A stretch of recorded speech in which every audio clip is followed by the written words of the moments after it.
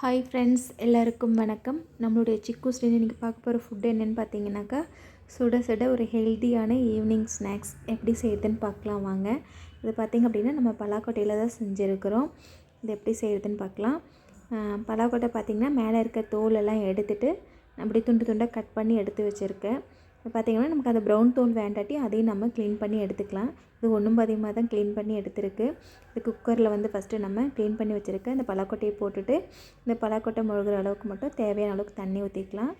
அதுக்கு தேவையான அளவுக்கு உப்பு போட்டு குக்கர் மூடிட்டு இப்போ அடுப்பத்தை வச்சு ஒரு விசில் விட்டு எடுத்துக்கலாம். பார்த்திங்க அப்படின்னா நம்மளுடைய பலாக்கொட்டை நல்லா வெந்துருச்சு. இதை நம்ம தண்ணி வடிகட்டி ஒரு பாத்திரத்தில் மாற்றி எடுத்துக்கலாம். பார்த்திங்கன்னா நம்ம தண்ணி வடிகட்டிட்டு பலாக்கொட்டை ஃபுல்லாக எடுத்துட்டோம். இப்போ அடுப்பத்தை வச்சு ஒரு கடாயை வச்சுக்கலாம். கடாயை கொஞ்சம் சூடானதும் தேவையான அளவுக்கு எண்ணெய் ஊற்றிக்கலாம்.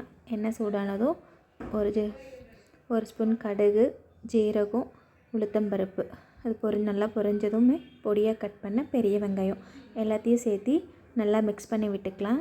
இப்போ பார்த்திங்கன்னா காரத்துக்கு ஏற்ற அளவுக்கு நம்ம பச்சை மிளகாய் ஆட் பண்ணிக்கலாம்.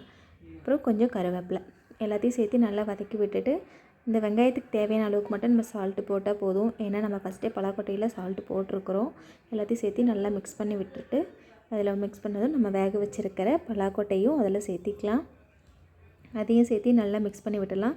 ஒரு 2 நிமிஷம் நல்லா வதக்கி விட்டோம்னா போதும். நல்லாவே மிக்ஸ் ஆகி வந்துடும். பார்த்திங்கன்னா நல்லா மிக்ஸ் ஆகிடுச்சு. இந்த ஸ்டேஜில் பார்த்திங்க அப்படின்னா நம்ம துருவி வச்சுருக்கிற அந்த தேங்காய் பூவை அது கூட சேர்த்திக்கலாம். அதையும் சேர்த்து நல்லா மிக்ஸ் பண்ணி விட்டு ஒரு 2 நிமிஷம் அது கூட அப்படியே நம்ம விட்டுறலாம். அவ்வளோதான். இப்போ அதுவும் ரெடி ஆகிருச்சு.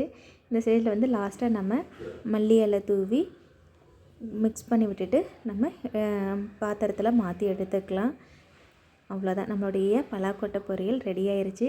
கண்டிப்பாக இதை வீட்டில் ட்ரை பண்ணி பாருங்கள். ட்ரை பண்ணி பார்த்துட்டு உங்களுக்கு பிடிச்சிருந்ததுன்னா லைக் பண்ணுங்கள், ஷேர் பண்ணுங்கள், கமெண்ட் பண்ணுங்கள். மறக்காமல் சப்ஸ்கிரைப் பண்ணுங்கள். தேங்க்யூ.